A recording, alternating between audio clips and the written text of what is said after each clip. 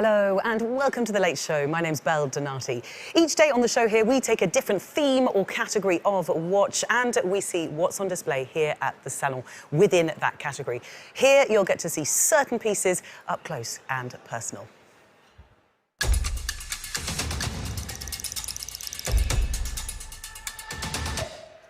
Today, we're talking all about complications. Earlier this morning, I went on a walk around the salon to see what's out there.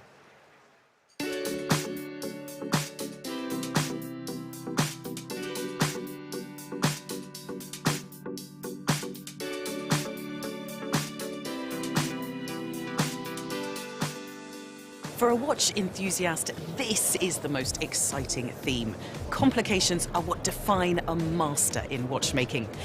Let's have a look at some of the complications on display this year here at the salon. And we're starting at Arnold & Son.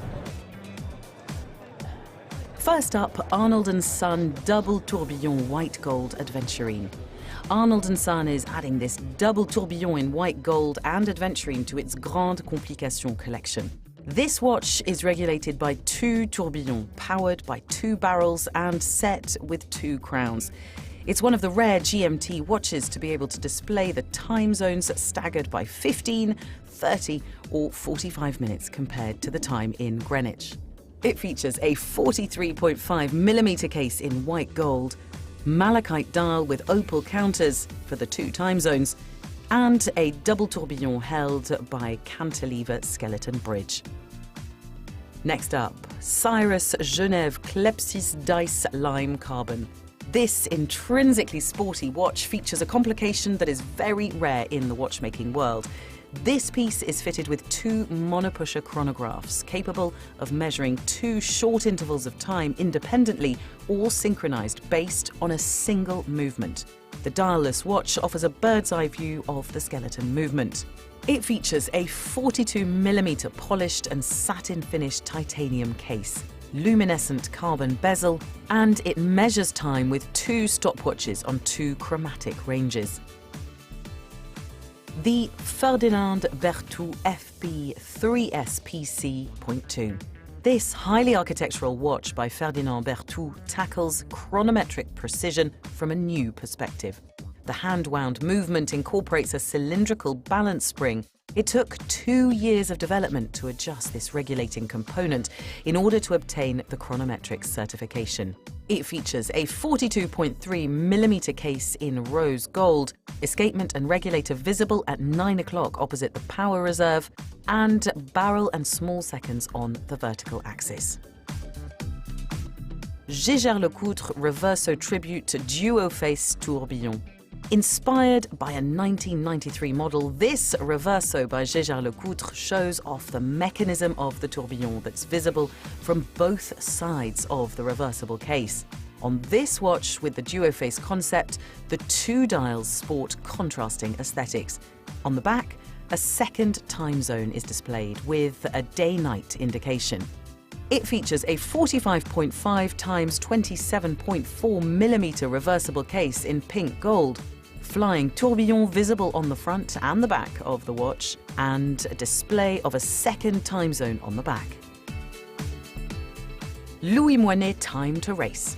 With this Time to Race piece, Louis Moinet completely reveals the chronograph mechanism integrated into the movement, one of the most complex complications to create. The watch, inspired by the world's first chronograph, produced by Louis Moinet in 1816, can be personalized by selecting a number that will appear off-center on the time dial.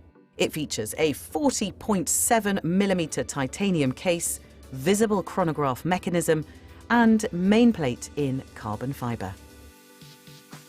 Next up, it's the Parmigiani Fleurier Tonda PF annual calendar. The Tonda PF watches form a new Parmigiani collection. In particular, this includes the Tonda PF annual calendar, which provides a new aesthetic. The caliber PF 339 presents a retrograde date with day and month indicators. The moon phases visible in both hemispheres are what's known as precision, with a single correction necessary in 122 years. It features a 42mm steel and platinum case, waterproof to up to 100 meters, annual calendar with retrograde date, months and days, and precision moon phases in both hemispheres. Pékinier Royal Sapphire Dawn White. This Royal Sapphire Dawn White by Pékinier incorporates a date mechanism with triple instant jump for the days, units and tens discs. With a power reserve and moon phases, this is the only French-made caliber to incorporate these watchmaking complications on a single plate. The dial plays on monochrome contrasts and transparency. It features a 42mm domed steel case, open work dial with the day, date and phase of the moon, and power reserve indicator opposite the small seconds. And finally, the Rudis Silver RS14 Harmonious Oscillator. This watch presents a mechanism featuring two interconnected toothed balances, which instantaneously eliminates the effects of gravity in a vertical position.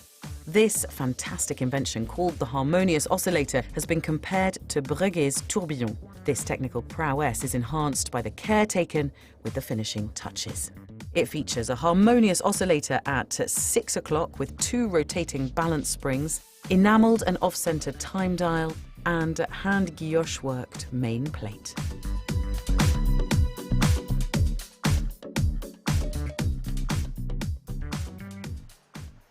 Well, there you go. That was a flavour of some of the complications here at the Salon this year. We're going to go into a little bit more depth on that now with my guests in the studio. We have Frank Gelen, who is the founder of online watch magazine Monochrome. Welcome. Thank you. And then, of course, Gianfranco Richel, with whom I spent many a happy morning 2 years ago discussing watches. It's lovely to see you again, Gianfranco. My pleasure. Watch expert, of course, who you've probably seen on the morning show. I've given you guys a really hard task today because we're talking about something that is relatively absent in the Salon this year. Why are grand complications so absent? Let's start with you, Frank. Well, I blame COVID, actually. It has been, grand complication you don't develop in a year, so you need many years to develop it. And I think in the past few years, watch companies did not necessarily focus on that. So that must be a reason. They weren't focusing on, what were they focusing on instead? I think keeping the business alive and selling watches, opening stores, distribution, these kind of things. You know, the basics, actually. Yeah, so we're feeling the pinch of COVID-19. Would you agree? Yeah, for sure. One part is that. And perhaps, you know, to talk about this topic here, we have to understand how we visit a fair like this. All watch geeks and collectors and watch lovers, they come to a fair and mostly they expect something wow. And every year it's a kind of ritual to ask to the colleagues, oh, what do we have to see? What is the highlight of the fair? So we are hunting for extreme complication. And with this spirit, we came to this fair here. And in fact, what is really the piece you have to see? There is not really, there are some interesting development. But if you're talking about grand complication, concretely, which is combining three major complications, it's not the year. In fact, could be COVID, could be also the trend. We spent the last 20 years to have more performant watches and having more complication, one over the other one, adding complication. We just didn't have a coffee machine, but we were near to that. And now perhaps brands are going back to more elegant, more sober design. Instead of putting more complication, taking complication away. That's in my mind a spirit which I could observe for the first 4 days now during the fair. I wonder on that, because we have seen a trend towards combining complications. Do you feel like that's a trend that's continued this year, or have we seen a reduction in that also? Well, you see a little bit of a reduction in that, but luckily there's quite a few still out there with some combined complications. Yeah. And the Maison, presumably, if as what you're saying is true, have focused rather on doing what they do well. Absolutely. Rather than trying to branch out and do something new. So what sort of things, I know that we're seeing a lot of tourbillons, aren't we? Tourbillons is something that many of the watch brands that are on show here do very well. And they've come with lots of variations on that, but it's what we call dial animation. So that means a different color of the dial, maybe a different case, or use the same movement in a different collection. And yeah, in fact, the tourbillon today, it's nearly you need one to be in the watch industry, but it's not more trend. Yeah. But how we do the tourbillon, how the tourbillon is presented, how it's a little bit different than the other one.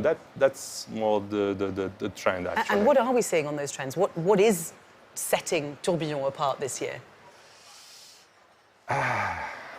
Do we have a main clear trend in complication?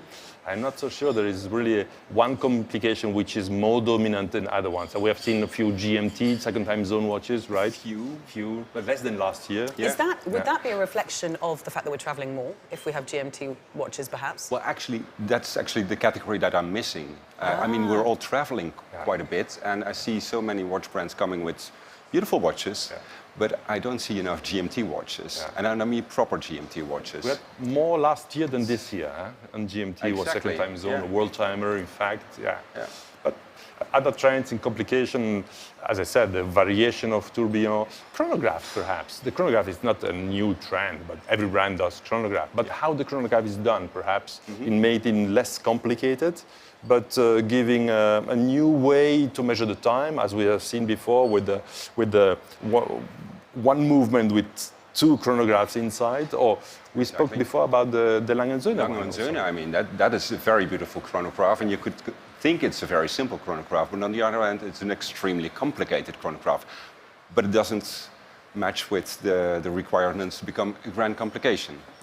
But, it is equally complicated. What about other complications? I'm thinking things like retrograde display. Are there some of those around as well this year? Absolutely. Yeah. I was seen yesterday. Was at Hublot. They had a beautiful double-axis tourbillon with retrograde minutes and hours, to prevent that the minutes and hours are above the tourbillon, so you can enjoy the tourbillon entirely. That's one that really stood out to me, at least. It's also one of the signature of Vacheron Constantin with the retrograde indication, with the calendar, double calendar.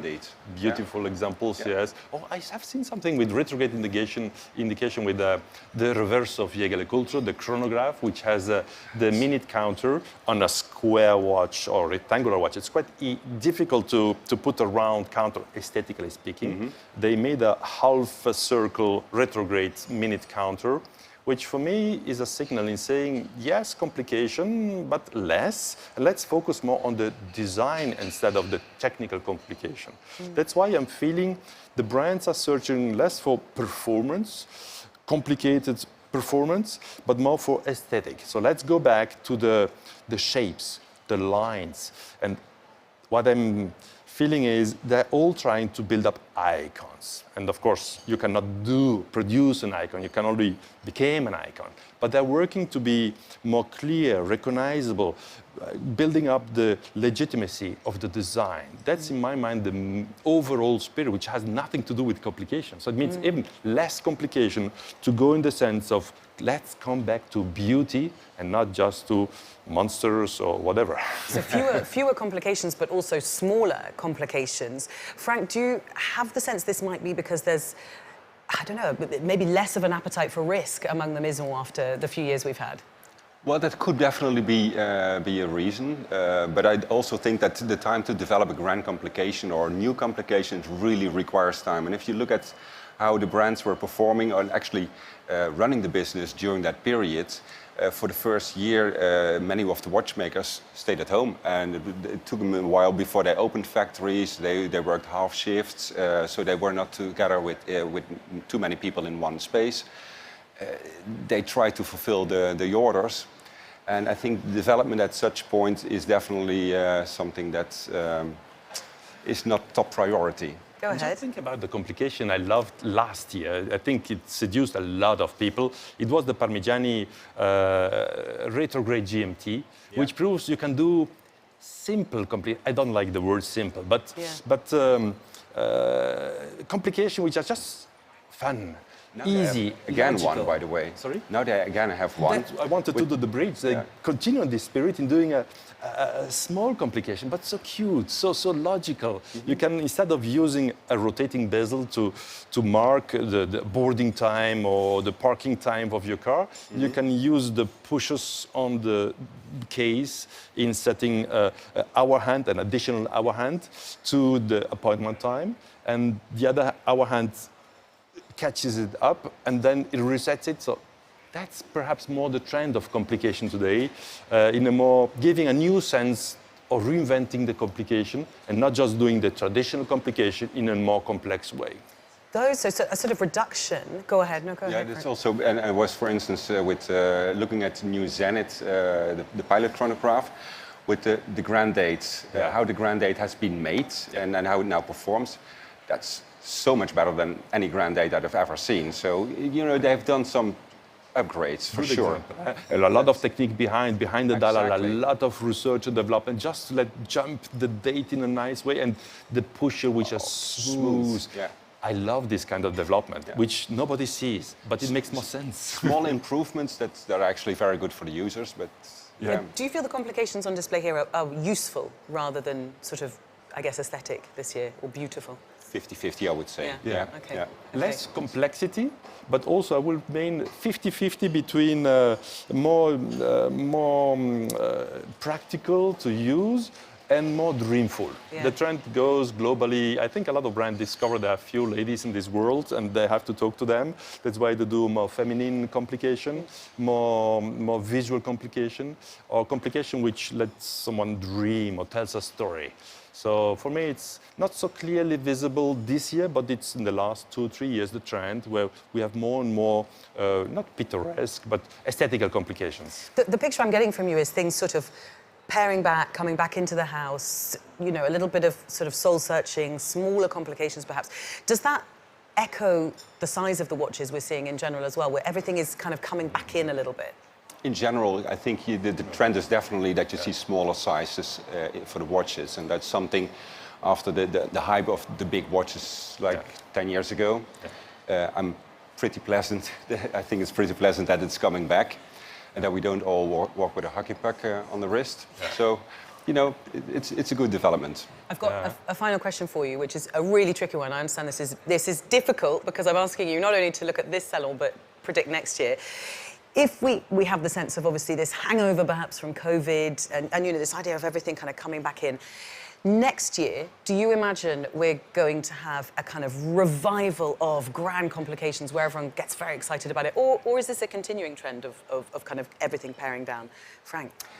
I think it also depends on how this year will turn out. I mean, there's lots of things going on in the world at the moment, and that can have its effect on the markets. Luckily, we can travel again, you know, in general, and that's a very good sign. So I think in that respect that the business is picking up. Last year was a very successful year for the Swiss watch industry. So I'm hoping for some revival. Some grand complications next year. Same to you, Gianfranco? I would say I will not bet a single Swiss francs on what I'm saying now, but because you still do mistakes in the kind of projection. I think globally less performance complications and more complication which tells me a story or let me dream, or that there has to be a story behind it. Okay. That's the evolution. But let's see us in 365 days. It was a very unfair question, and thank you for bearing with me and actually going and you know, staking a claim on that one, which is wonderful. Gianfranco Richel and Frank Gehlen, thank you so much, both of you, for being with me today. We are now going to take you live, because it is Thursday night, and we've been talking about it quite a lot, in the city. We're going straight to the centre of Geneva, where Ariane, our reporter, has already been soaking in the sights in the city. Ariane, I'm expecting to find you sandwiched between a sort of food truck and, I don't know, some street performers. How's it looking? Belle, right now I'm at Quai Général Guisan, and this is exactly where the festivities will end. At 8 p.m., people will be able to enjoy the last performance of the night by DJ The Avener. But stay put, because in just a few minutes, the major watch stores at Les Rues Basses will open their doors and will offer all kinds of free entertainment. In fact, some of them will be offering some free fondue and drinks. So if you are in Geneva or close by, do not hesitate to come, because this party has been created just for you. I'm going back to the studio now. All right, well, we will certainly take a trip down there. I hope you two will also join us down there later this evening. Thank you very much to my guests in the studio, to Ariane, and to you for watching us here on The Late Show. We'll be back tomorrow. What are we talking about? Sports watches tomorrow. Join us at 4:30 p.m. See you then. Bye.